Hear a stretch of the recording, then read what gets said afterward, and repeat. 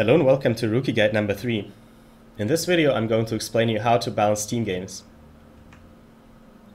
Ever since the feature has been implemented that allows the host to switch people around, the host is expected to balance. So not the players, just the host. The host can still ask for suggestions, and the host can in some situations also ask players to balance themselves. So for example, if you're the host and you have a pizza in the oven, and the game is about to start, you can tell your players to balance by themselves, and when you're back you can launch.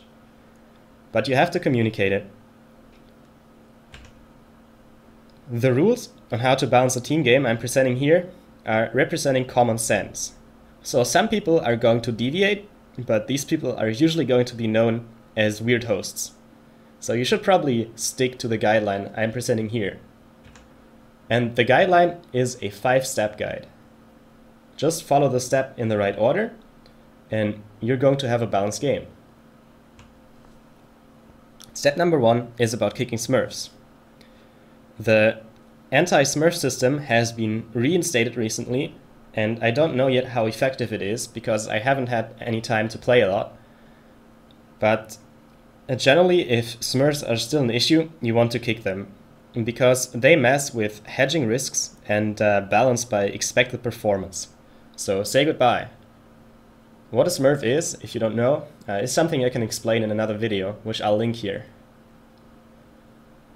Step number 2 is about letting friends play together. You won't believe it, but team games are about team play. And if you play team games as a lone wolf who is afraid of playing 1 versus 1, or you come for the epic late game SimCity, then you should not expect any special treatment, because there are going to be groups of friends in both teams, and you are probably just going to be passed around. So that's how it works, right? How do you find out whether people are friends? Well, in some cases it's easy. They have the same clan tag. And in some cases you have people from the same country joining the lobby at the exact same moment. And then it's also likely that these people are friends. But the easiest is to just ask, or basically wait until they tell you that they are friends and want to play together. And you should respect these people's wishes as a host. The only reason why you would split a team of premates or friends is when the game quality is far under 80%. And you want to balance by quality, that's step 3, right? To hedge risks, basically. So let me give an example. If you have a low percentage quality game, let's say a 10% quality game, then the balance system is going to have a clear favorite team. What happens if the favorite wins? Well, rating-wise, not a lot. The favorite team may win 1 point per player, and the losing team may lose 1 point per player, or something like that. Sometimes they even win or lose nothing, right? But what happens if the favorite loses? Well, they're going to lose a ton of rating, as in 50 rating or more per player. And the other team is going to win a ton of rating. That's because the balance system is considering the situation as like a statistical impossibility of the favorite team losing, right? The problem is that this statistical impossibility that is posed by the balance system is usually overstated, because sometimes all it takes for a team game to end is a single suicide. That means the winning team could lose in situations where the risk is not properly hedged, but the losing team won't lose anything, right? So there's not going to be an incentive for the favorite team to play, and only the non-favorite team of the balance system is going to want to play. So that's why you balance by percentage, and that's why hedging risks is so important. Step number 4 is balancing slots. So let's say you have a game and Farm Sledge joins and I join too. We are both 1800 ranked. And usually we should be on opposing slots, right? That's how it usually works when you balance slots by ratings.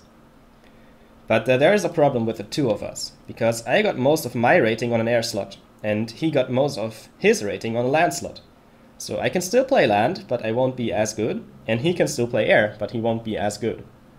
And I think the difference in skill is so high in the respective category that he's going to lose air if I play against him, and I'm going to lose land if he play against me. So when can we fix this? Well, he can play land and I can play air if he finds an air player who is just good enough to punish me if I snipe him. And I have to find a land player who is just good enough to hold against him so I can build air. Right? And this is how you can still balance games like these. So usually you should balance by slots and ratings. So opposing slots have players with the same rating. But if players have a preference towards air or land, you should also take this into account and be reasonable about balancing. Generally, if you put the air player on the air slot and the land player on the land slot, and there's basically no teammate who can defend them against the other, then the game is going to end quickly and very dramatically. So try to be a little sensitive about this, right? And step number 5 is balancing by expected performance.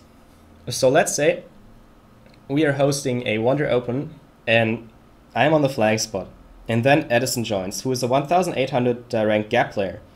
So Wonder Open gameplay is very different from gap gameplay. So most likely he won't last 15 minutes against me, even though he has the same rating as me. How can we solve this problem? Well, ideally, we would give his team another non-gap player and my team another gap player. So they cancel each other out, so to say, right? But sometimes this is not going to be possible. So what can you do about it as a host? Not a lot. If Edison chooses to play, then he may have to play it until he loses a couple of games on this slot and his rating is going to get lower. Or he plays this slot until he's basically as good as he is on gap, which may take some time, right? Edison may also play some 1 versus 1 and lose some rating there. That could speed up the process. But generally, balancing by expected performance is your last priority, because the other factors are commonly regarded as more important in team games.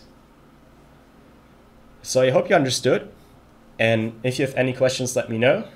Good luck, have fun.